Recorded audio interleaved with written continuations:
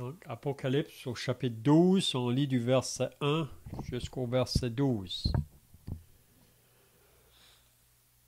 Un grand signe parut dans le ciel, une femme enveloppée du soleil, la lune sous ses pieds et une couronne de 12 étoiles sur sa tête.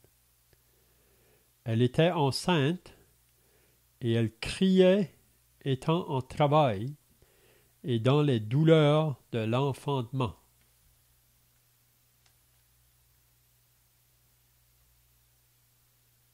Un autre signe parut encore dans le ciel, et voici, c'était un grand dragon rouge, ayant 7 têtes et 10 cornes, et sur ses têtes 7 diadèmes. Sa queue entraînait le tiers des étoiles du ciel et les jetait sur la terre. Le dragon se tint devant la femme qui allait enfanter, afin de dévorer son enfant lorsqu'elle aurait enfanté. Elle enfanta un fils qui doit paître toutes les nations avec une verge de fer. Et son enfant fut enlevé vers Dieu et vers son trône. Et la femme s'enfuit dans le désert, où elle avait un lieu préparé par Dieu, afin qu'elle y fût nourrie pendant 1260 jours.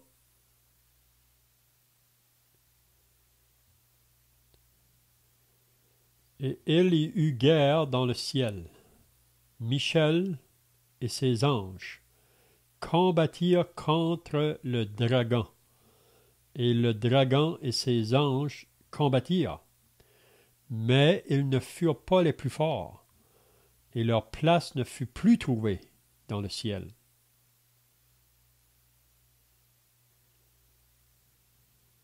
Et il fut précipité, le grand dragon, le serpent ancien, appelé le diable et Satan, celui qui séduit toute la terre, il fut précipité sur la terre, et ses anges furent précipités avec lui. Et j'entendis dans le ciel une voix forte qui disait, maintenant le salut est arrivé, et la puissance et le règne de notre Dieu, et l'autorité de son Christ. Car il a été précipité, l'accusateur de nos frères, celui qui les accusait devant notre Dieu jour et nuit.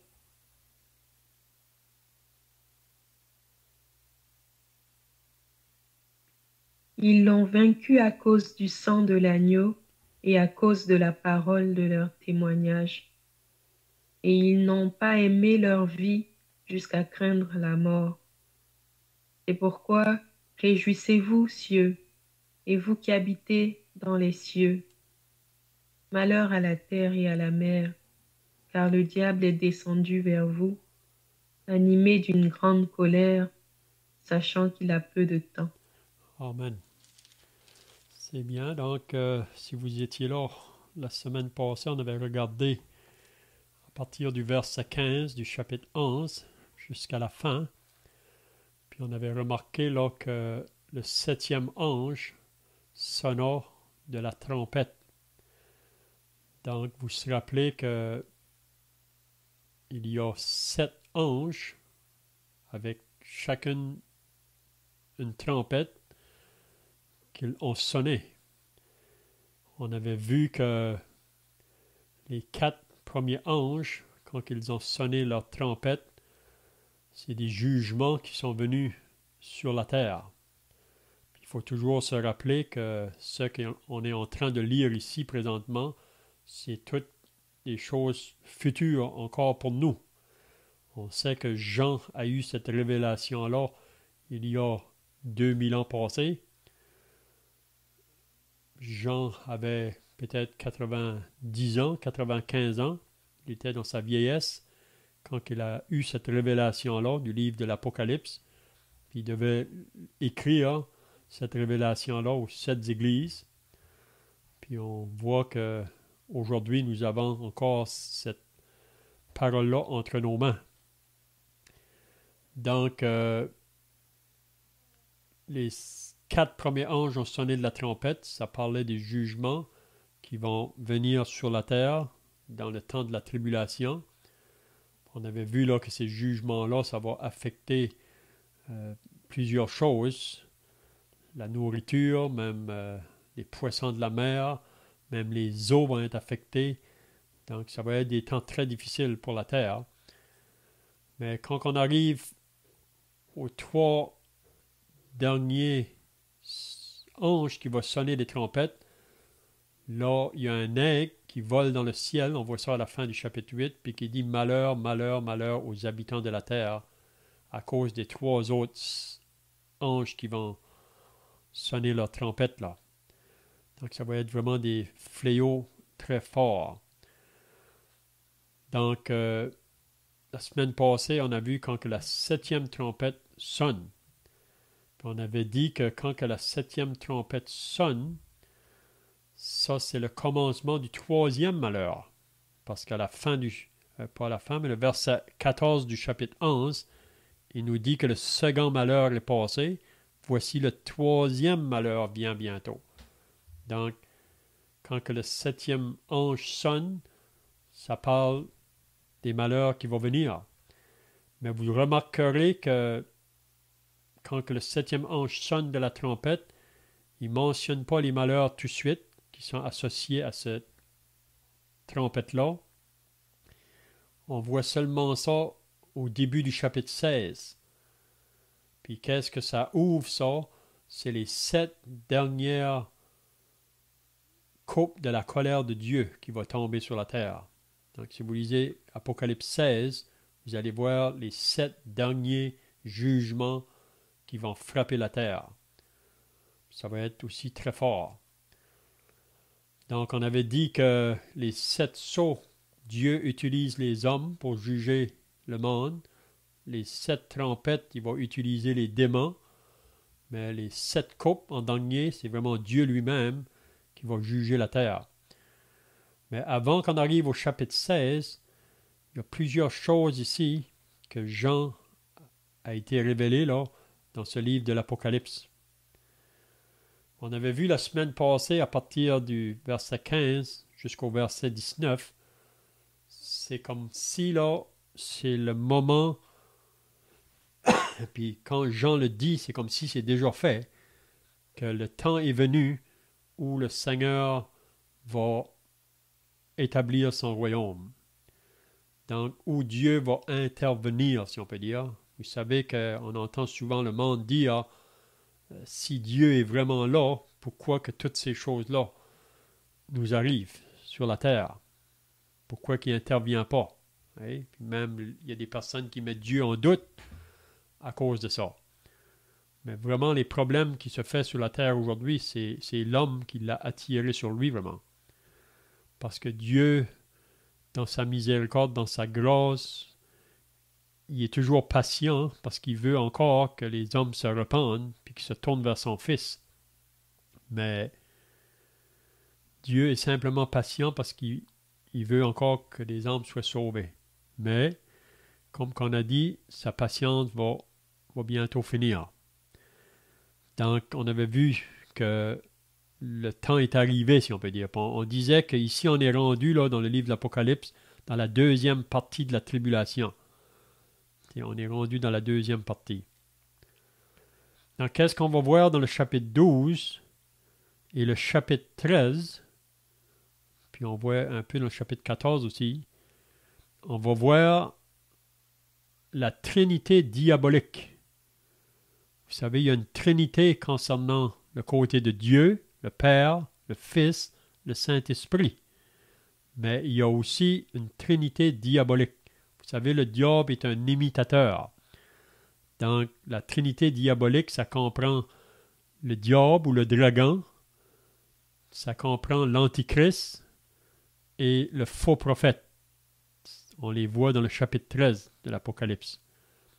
2 bêtes qui montent, une de la terre, une de la mer. Ça représente l'antichrist et le faux prophète. Puis, ils sont tous en travail vraiment pour amener l'adoration à Satan.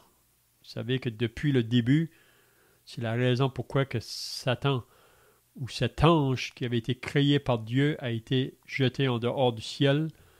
C'est parce qu'il a voulu s'élever pour prendre la place de Dieu, pour avoir l'adoration sur lui. Dieu l'a rejeté, mais Satan est toujours en travail pour avoir cette adoration-là. Donc, qu'est-ce qu'il fait? Il veut détruire tout ce qui appartient à Dieu. Parce qu'il sait qu'aussi longtemps que Dieu est là, il ne peut pas avoir cette adoration-là. Donc, c'est ça qu'il fait depuis le début. Mais vous vous rappelez qu'il a utilisé Caïn au début pour tuer son frère Abel. Parce qu'Abel était celui qui avait plu à Dieu dans son sacrifice. Tandis que Caïn, c'est l'homme qui essaye de plaire à Dieu par ses propres œuvres ou son propre travail. Mais Dieu ne l'a pas accepté. Parce que Dieu ne l'a pas accepté, Caïn s'est révolté, si on veut dire. Il a refusé de se repentir après que Dieu lui avait parlé. Donc, il a tué son frère. Puis c'est encore pareil aujourd'hui. Beaucoup de gens ne sont pas prêts, comme Caïn, à reconnaître que pour arriver à Dieu, on ne peut pas le faire par nos propres œuvres ou nos propres mérites. C'est seulement par le sacrifice du Seigneur Jésus à la croix. C'est le seul chemin. Mais beaucoup de gens disent non. Nous, on veut continuer à faire, un peu comme Caïn qui refuse de se détourner de ses pensées. Donc, c'est ça qu'on verra donc, dans le chapitre 12 et 13, là, c'est la Trinité diabolique. Puis, qu'est-ce qu'on va voir ici? C'est que Satan sait que son temps va bientôt finir. À ce moment ici, là, ça c'est au milieu de la tribulation, donc ça veut dire qu'il reste seulement 3 ans et demi. Puis Satan sait qu'il va bientôt être mis dans l'abîme, premièrement, parce que le Seigneur va établir son royaume sur la terre pendant 1000 ans. Satan sera enchaîné pour être mis dans l'abîme. On sait qu'à la fin, il va sortir pour un peu de temps, mais pour ensuite être jeté dans l'étang de feu et de soufre, pour être tourmenté jour et nuit au siècle et des siècles. Puis on lit que tous ceux qui vont refuser de croire en Jésus comme sauveur seront jetés aussi à la même place que lui, donc dans un tourment éternel. Donc Satan sait que c'est ça sa fin, il le sait. Mais ici, on va voir ce soir qu'il va faire tout son possible parce qu'il sait que son temps est court pour faire du mal au peuple de Dieu, pour arrêter le travail de Dieu. Hein? C'est ça qu'il essaie de faire. Donc, je ne sais pas si quelqu'un a des questions ici, là, ou des pensées à ajouter. Vous pouvez le faire si vous voulez.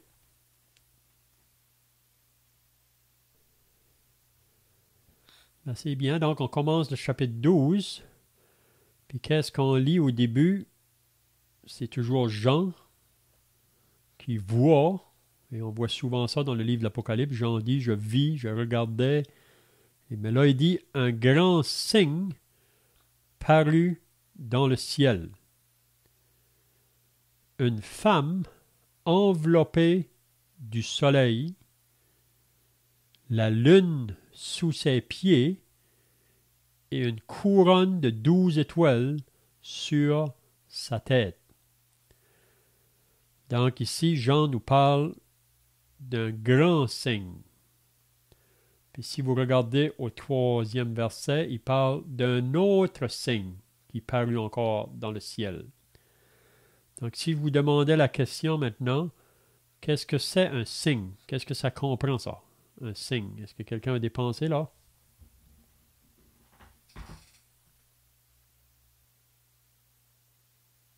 Je peux dire qu'un signe, c'est un événement qui arrive. Mm-hmm. Un événement qui permet d'interpréter ou de contourner quelque chose. C'est ça. Donc un signe, c'est pas vraiment la chose réelle, si on peut dire, mais elle est donnée pour nous représenter une chose. Et c'est ça vraiment qui est un signe. On voit dans la parole plusieurs signes qui a été donné. On prend l'exemple, comme Jonas fut 3 jours et 3 nuits dans le ventre du grand poisson, il en sera de même du Fils de l'homme, qui sera 3 jours et 3 nuits dans le sein de la terre. Mais Jonas a été un signe pour les Ninivites. Il était un signe pour les Ninivites. Donc, on dit qu'un signe, je ne sais pas si que, en voyageant, vous avez déjà probablement remarqué ça souvent, hein, que si vous êtes pour aller dans une certaine ville, avant d'arriver dans la ville où vous allez souvent voir sur la route des signes qui indiquent que vous êtes soit loin ou près de votre arrivée. Donc le signe, c'est seulement comme un symbole, mais qui nous présente quelque chose qui vient après là. Donc ici, il nous parle d'un grand signe. Un grand signe qui paraît. Puis qu'est-ce que Jean a remarqué dans ce signe-là? C'est une femme qui est enveloppée du soleil. Essayez de vous imaginer la photo là. Une femme qui est enveloppée du soleil. Donc c'est vraiment quelque chose de glorieux, si on peut dire, qui est brillant, qui est frappant. Puis ensuite, ça nous dit la lune sous ses pieds. Donc, enveloppée du soleil, la lune sous ses pieds. Et une couronne de 12 étoiles sur sa tête. Donc, on s'imagine la photo là, de qu'est-ce qu'il a vu. Donc, c'est un grand signe, ça. Donc, la question qu'on doit se demander, de qui Jean, ou qu'est-ce que cette révélation-là veut dire à Jean, si on peut dire, à propos de cette femme, enveloppée du soleil, la lune sous ses pieds, une couronne de 12 étoiles sur sa tête. Vous savez, dans le livre de l'Apocalypse, si vous le lisez là, vous allez remarquer qu'il nous parle de 4 femmes dans le livre de l'Apocalypse. Est-ce que quelqu'un se rappelle des 4 femmes qui est mentionnées dans le livre de l'Apocalypse?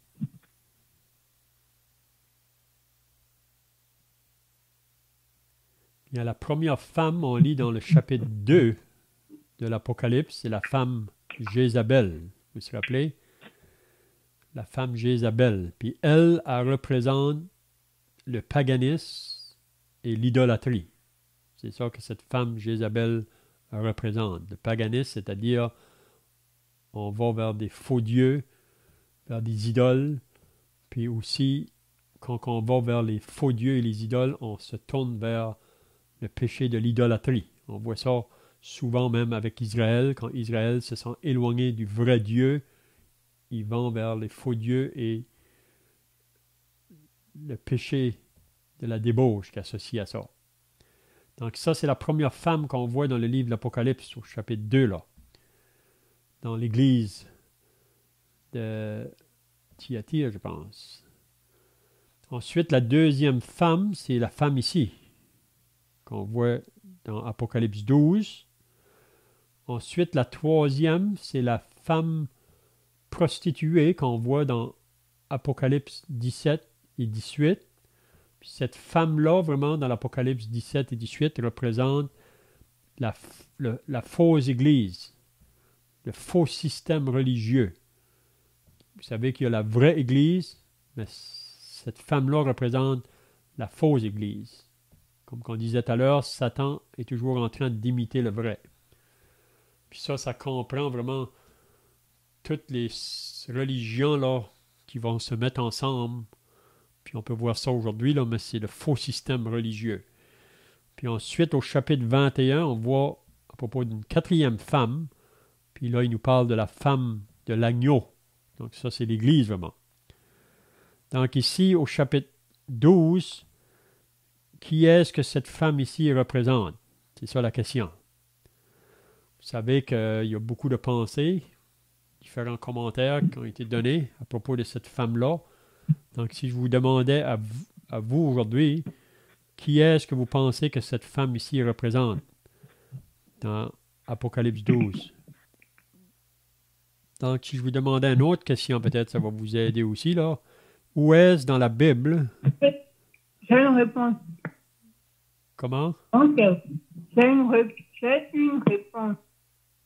Je pense qu'elle représente Marie parce que on dit, bon, quand on lit un peu plus loin dans le chapitre, quand on dit, quand le dragon a dévoré l'enfant, il voulait dévorer l'enfant, mais par la suite, on dit comme il n'a pas pu dévorer l'enfant, il s'est attaqué à la femme et ensuite il va s'attaquer à sa postérité.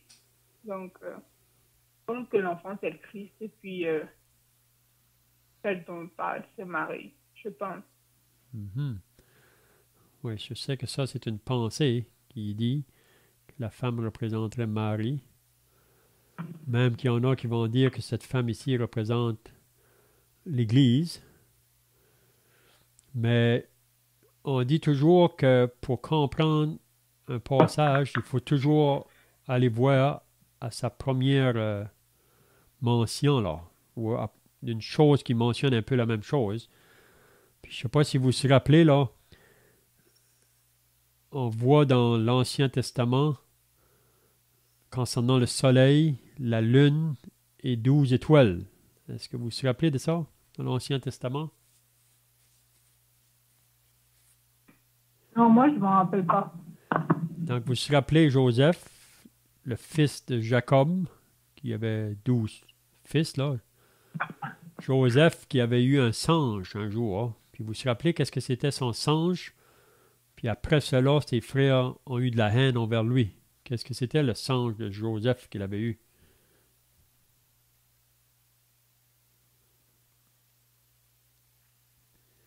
Ben, le singe, ça parlait que le soleil, la lune et les 12 étoiles étaient prosternés devant lui. Puis ça comprenait ça. Jacob a compris quand que Joseph lui a expliqué le singe qu'il avait eu là. Joseph a compris qu'il parlait d'eux. Il a dit à Joseph, tu veux donc dire que moi et ta mère et tes fils, on devra se prosterner devant toi. Puis vous savez que ses frères l'ont haï, puis c'est pour ça qu'ils ont voulu le vendre. Mais on sait que 22 ans plus tard, après qu'ils l'ont vendu, ils sont venus se prosterner à ses pieds. Puis vous savez que Joseph est vraiment un type de la personne du Seigneur Jésus, qui va être rejeté par son peuple Israël, mais à la fin, qui vont le reconnaître, puis beaucoup seront sauvés à la fin parmi Israël. Donc ici, la femme, moi j'aime à penser, puis il y a plusieurs d'autres qui pensent la même chose, quand ils parlent de cette femme enveloppée du soleil, là, qu'elle représente vraiment Israël, la nation d'Israël.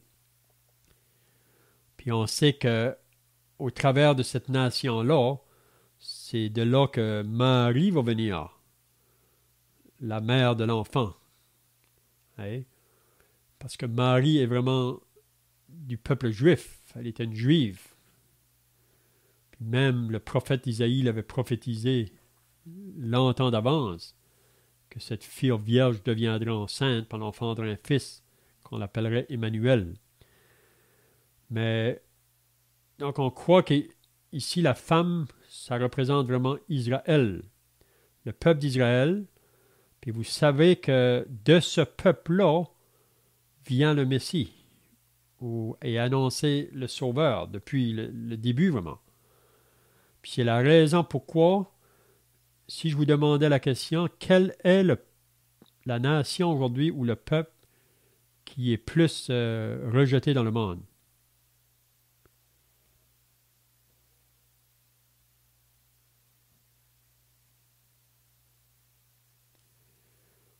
Ou le peuple qu'on a voulu détruire depuis le début de l'humanité? C'est Israël. Vous savez, dans plusieurs places, on voit même dans l'Ancien Testament, qu'on a voulu détruire ce peuple-là. Pourquoi? C'est le diable qui est en arrière, parce que le diable sait qu'au travers de ce peuple-là vient le Messie, le Sauveur, celui qui va régner sur toute la terre, qui va être le roi de toute la terre. Puis le diable est jaloux, si on peut dire. Il va essayer de toutes ses manières pour arrêter que cet enfant-là vienne. Puis à plusieurs reprises, si vous lisez dans l'Ancien Testament, même comme dans le Nouveau, il va s'élever pour détruire la nation d'Israël. On peut voir ça, hein?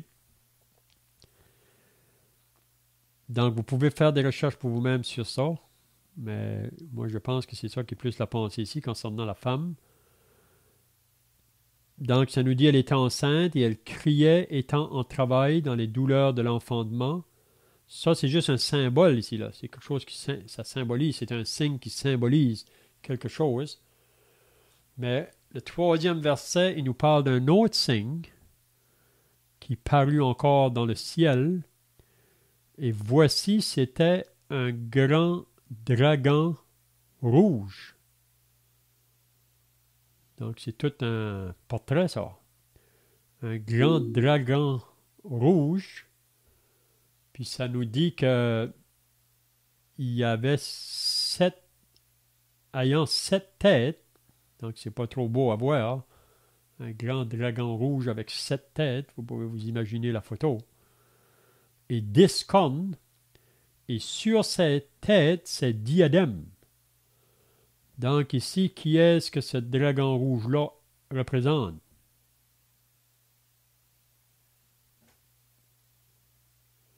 Le diable. C'est ça, le diable.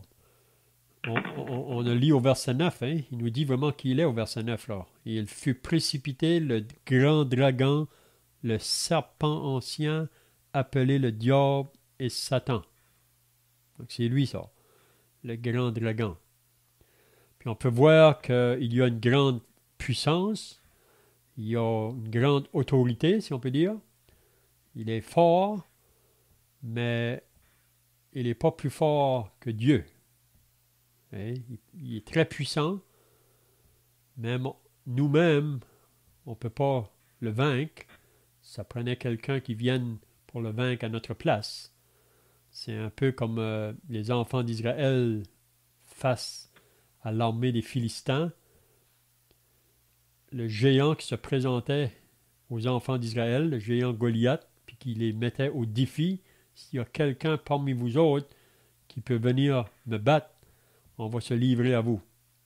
Il n'y a personne en Israël qui pouvait avancer. Personne. Ils ont peur, ils tremblaient. Mais vous vous rappelez que David est venu. Donc David est vraiment un type, une figure du Christ. David a battu Goliath. Puis vous vous rappelez après que ça dit que l'âme de Jonathan, le fils de Saül, là, s'est attaché à l'âme de David après qu'il avait vu cette victoire. C'est la même chose pour nous. C'est la raison que quand on a compris que Jésus a eu la victoire sur notre Goliath, si on peut dire, sur Satan, on s'attache à Jésus parce qu'il nous a délivrés de la puissance du diable. Donc, c'est un être qui est très fort, puissant. Puis, qu'est-ce que ça dit au verset 4? Sa queue entraînait le tiers des étoiles du ciel et les jetait sur la terre. Il entraîne le tiers des étoiles du ciel. Qu'est-ce que ça peut nous dire ou nous représenter? Puis, il va les jeter sur la terre. Donc, on peut voir ici là, que cette chose-là va se prendre place là, dans la fin de la tribulation, dans la deuxième partie. On sait que depuis le début, Satan est toujours en travail pour combattre le peuple de Dieu, pour détruire toute œuvre de Dieu. Il a voulu détruire le peuple d'Israël parce que le Fils promis vient de là, le Sauveur, le Messie. Il n'a pas pu réussir. Donc, ici, on va voir dans le chapitre 12 qu'il arrive à la fin de son histoire. Puis il le sait. Donc c'est pour ça qu'il va mettre tous ses efforts pour faire la guerre au peuple de Dieu. Donc le dragon se tint devant la femme qui allait enfanter afin de dévorer son enfant lorsqu'elle l'aurait enfanté.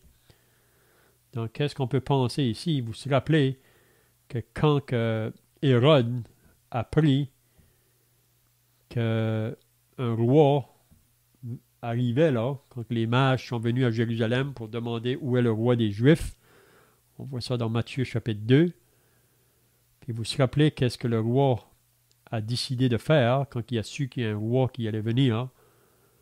Il a voulu le détruire. Puis vous vous rappelez qu'est-ce qu'il a décidé de faire? C'était de faire mourir tous les enfants mâles de 2 ans en descendant pour être sûr qu'il allait faire tuer Jésus, celui qui allait prendre le royaume. Donc le diable était là à ce moment-là, mais il n'a pas réussi. Donc elle enfanta un fils qui doit paître toutes les nations. Donc ici, c'est pas difficile à savoir qui est le fils. Hein? Elle enfanta un fils qui doit paître toutes les nations avec une verge de fer. Si vous lisez dans le psaume 2, c'est ça qu'on lit concernant le fils. Bientôt, c'est lui qui va se lever pour établir son royaume, puis c'est lui qui va régner sur toute la terre. Puis on sait que même dans le millénium, vous savez que c'est la nation d'Israël qui va être la nation première. Oui? Parce que c'est un peuple que Dieu a choisi pour lui dans l'Ancien Testament, même si qu'aujourd'hui Israël est mis de côté, parce qu'on est dans le temps de l'Église. Mais après que l'Église sera enlevée, Dieu va reprendre avec Israël, parce que toutes les promesses qu'il a faites à Israël, il va les accomplir. Puis toutes les prophéties de la Bible, vraiment, s'accomplissent au travers d'Israël. Donc on pourrait dire que présentement, l'horloge prophétique est arrêtée. Mais après que l'Église est enlevée, cette horloge-là recommence. Puis c'est envers Israël. Hein? Donc, il a enfanté un fils qui doit paître toutes les nations avec une verge de fer, et son enfant fut enlevé vers Dieu et vers son trône. Donc, on sait que Jésus, présentement, est dans la présence de Dieu, assis à la droite de Dieu. Mais Jésus revient pour établir son royaume. Il a dit, avant de partir au ciel à ses disciples, « Je m'en vais, mais je vais revenir. » Mais on sait premièrement qu'il vient sur les nuées pour enlever l'Église. Mais 7 ans plus tard, il viendra pour établir son royaume. Puis vous savez qu'à la fin de la tribulation, il vient pour faire la guerre à l'Antichrist et le faux prophète. On va voir ça là plus tard.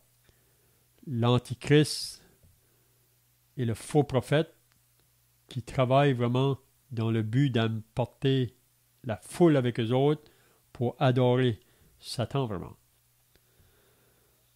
Donc on sait qu'au milieu de la tribulation, Israël devra fuir pour se cacher, parce que l'Antichrist va vouloir encore là détruire ce peuple-là. Donc la femme s'enfuit dans le désert où elle avait un lieu préparé par Dieu afin qu'elle y fût nourrie pendant 1260 jours. Donc combien de temps ça donne? Ça, c'est 3 ans et demi. Donc c'est les derniers 3 ans et demi. Donc on peut voir qu'Israël va fuir, puis Dieu va avoir une protection spéciale pour Israël à ce moment-là. Parce que l'Antichrist va vouloir mettre à mort, beaucoup de chrétiens vont mourir. Donc je ne sais pas si vous avez des questions ici ou d'autres pensées là.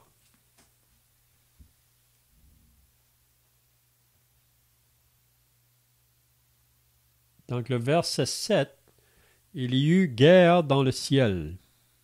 Donc une guerre qui va se faire. Michel et ses anges. On sait qu'il y a l'archange Michel et ses anges. Michel, Dieu lui donne une très forte puissance, si on peut dire. Il est associé avec ses anges, puis ça dit qu'ils combattirent contre le dragon. Ça veut dire contre le diable. Et le dragon et ses anges combattirent. Donc il y a une bataille, une guerre. Ça a toujours été depuis le début. Hein? Vous savez qu'encore, le diable a toujours accès dans le ciel. On voit ça dans le livre de Job. Puis vous savez pourquoi que le diable s'est présenté à Dieu dans le ciel, dans le livre de Job, c'était pour que Dieu mette Job à l'épreuve pour qu'il le maudisse. Donc c'est toujours l'œuvre du diable. Si vous vivez une vie pour Dieu, le diable n'est pas content. Il va faire tout son possible pour vous détourner de ce chemin-là, dans le but que vous vous tourniez contre Dieu, pour que vous se mettiez de son côté. Hein? Donc, il y a une guerre qui se fait. Mais qui est-ce qui va être le plus fort? C'est Michel et ses anges. Donc, on voit qu'un ange, Michel, est plus fort que le diable. Dieu peut le combattre lui-même, le diable. Le diable ne peut rien faire contre Dieu, mais même un ange qui est du côté de Dieu, le diable ne pourra pas le battre. Le dragon et ses anges, mais ils ne furent pas les plus forts et leur place ne fut plus trouvée dans le ciel. Qu'est-ce qu'il veut nous dire ici? Leur place ne fut plus trouvée dans le ciel. Ça veut dire qu'il y aura, à partir d'ici, il n'y a plus de place. Le diable n'a plus accès là. Où est le diable présentement? Est-ce que quelqu'un sait où est le diable présentement? Beaucoup de gens pensent que le diable est présentement dans l'enfer. Mais vous savez que le diable n'est pas en enfer. Beaucoup de personnes le représentent encore comme un dragon, avec une fourche à la main, avec le feu. Et c'est de même qu'on représente le diable, mais le diable ne se présente pas comme ça. Paul nous dit qu'il se déguise en ange de lumière. Donc, il se présente vraiment souvent avec une beauté là, pour séduire les gens. Hein? Mais le diable, présentement, il est dans la sphère céleste, dans le deuxième ciel. Vous savez qu'il y a 3 ciels. Il y a le ciel qu'on peut voir à nos yeux, puis il y a le ciel aussi des astres, le firmament. Mais c'est là que le diable se trouve présentement, avec ses démons. Puis il y a le 3e ciel, ça c'est la présence de Dieu, là où Dieu habite, là où le Seigneur Jésus est. Hein? Mais ici, qu'est-ce qu'on voit? Le diable va être jeté plus bas que ça. Parce qu'on a remarqué dans les semaines passées que le diable, depuis le début, il va toujours en descendant. Il est jeté toujours de plus bas en plus bas. Donc ici, qu'est-ce qu'on voit? Il va être jeté sur la terre. Ça, c'est dans la fin là, de la tribulation. Il va être jeté sur la terre.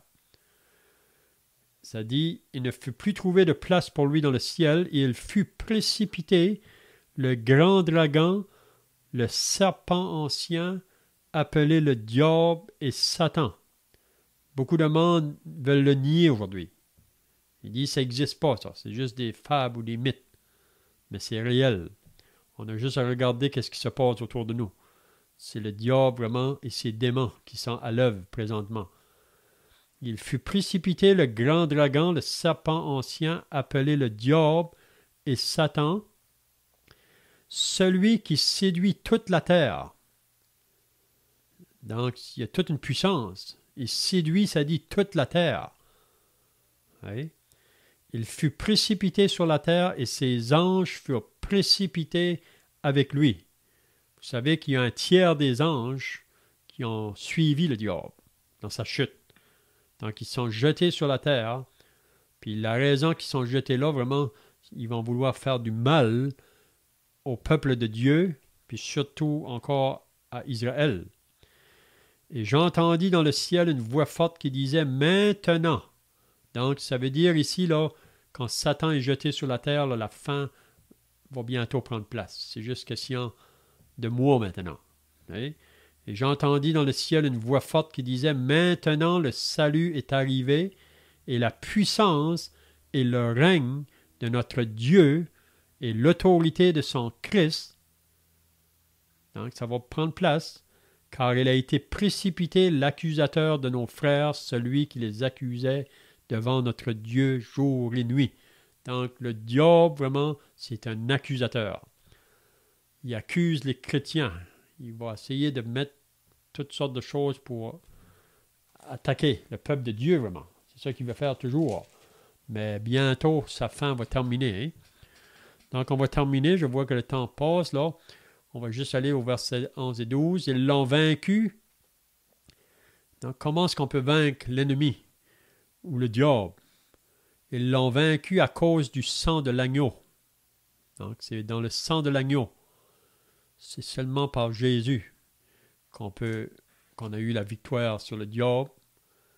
Et à cause de la parole de leur témoignage. Donc, on voit qu'ils ont persévéré. Et ils n'ont pas aimé leur vie jusqu'à craindre la mort. Donc, ils ont été prêts à mourir pour leur témoignage. Qu'est-ce qu'il dit au verset 12? C'est pourquoi réjouissez-vous. Donc, ici, c'est vraiment une parole de réjouissance pour ceux qui appartiennent à Dieu. Comme on avait dit dans les semaines passées. Dans le livre de l'Apocalypse, il y a un côté qui est amer, qui est triste, qui est désastreux. Mais il y a le côté aussi de ceux qui vont se réjouir. Puis ça, c'est le peuple de Dieu. Aujourd'hui, peut-être qu'on est regardé comme des gens de rien, des gens qui n'ont aucune valeur pour cette terre.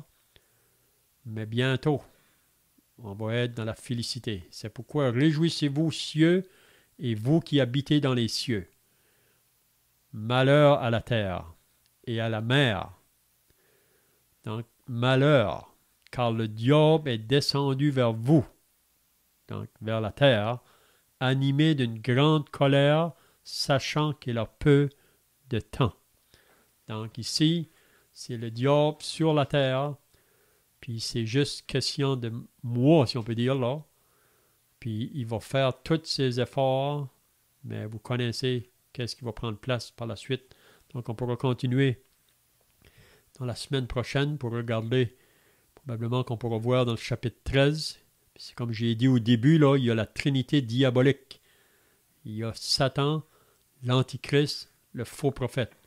Puis ils travaillent ensemble dans le but d'attirer la foule à eux pour amener l'adoration à Satan. Mais il va être arrêté. Hein? C'est bien, donc je ne sais pas si vous avez d'autres pensées ici pour terminer ou des questions.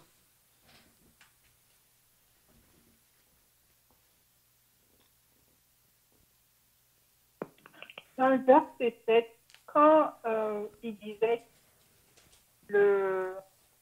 elle enfanta un fils qui doit faire toutes les nations avec une verge que fait, toutes les nations avec une verge que fait, que pensez-vous de cette partie-là? C'est quoi l'intention derrière ça? Je ne comprends pas clair, là. Est-ce que tu peux dire de nouveau, là? Ah, ok, oui, bien sûr. Je disais au verset numéro 5, on dit que la femme, elle enfante un fils. Ce fils-là va être toutes les nations avec une verge de fer. Mm-hmm. Et je voulais savoir l'explication derrière peut-être toutes les nations avec une verge de fer. Oui, ça va se faire pour moi quand il va établir son royaume. Hein? Quand il va régner, là, ça va être un règne de justice. C'est l'idée que le mal ne pourra pas se manifester là. Vous savez que quand le millénium va commencer, ça va tout être des croyants qui débutent le millénium. C'est toutes des personnes qui sont du côté de Dieu. Mais dans les 1000 ans, ces gens-là vont avoir des familles, hein, les parents, ils vont avoir des enfants, puis il y en a qui ne vont pas se convertir. Il y aura un choix encore là dans ce temps-là. Mais ceux qui ne vont pas se convertir, peut-être qu'il y a une rébellion dans leur cœur, mais ils ne pourront pas se manifester. Parce que Jésus règne avec la verge de fer, si on peut dire. C'est l'idée que le moment que le mal va vouloir se lever, il va être arrêté. C'est complètement le contraire d'aujourd'hui. Présentement, c'est le moment que quelqu'un se lève pour faire du bien. On est coupé, on est rejeté. Hein? Parce que c'est le règne du diable. Mais quand Jésus va régner, il n'y a personne qui va pouvoir. Puis on le voit là, même à la fin des 1000 ans, quand que le diable va être relâché, il va entraîner encore une grande armés avec lui. Ça veut dire des gens qui vont encore se mettre de son côté là, pour faire la guerre à la fin du millénium. Puis c'est là que le feu descend du ciel pour les consumer. Puis Satan, c'est là qu'il va être jeté dans les temps de feu. Donc, je ne sais pas si ça t'aide à comprendre. Oui, ça va, merci. Ben, c'est bien. Donc, on va terminer par la prière. Puis ensuite, on peut chanter un cantique si vous voulez. Notre Dieu et notre Père, nous voulons maintenant nous approcher devant ta présence pour te remercier et te rendre grâce pour ta parole que nous avons encore pu regarder ce soir, nous réalisant qu'il y a des choses qui nous échappent, mais il y a quand même une bénédiction à lire le livre de l'Apocalypse, même si on ne va pas tout comprendre maintenant, parce qu'on sait que beaucoup de ces choses-là sont pour du futur pour nous. Mais on sait que pour nous qui sommes associés à l'Église aujourd'hui, que bientôt nous serons enlevés de ce monde et que ces choses-là qui sont écrites dans l'Apocalypse vont se faire sur la terre. Donc, on prie ta bénédiction sur chacun au nom du Seigneur Jésus. Amen.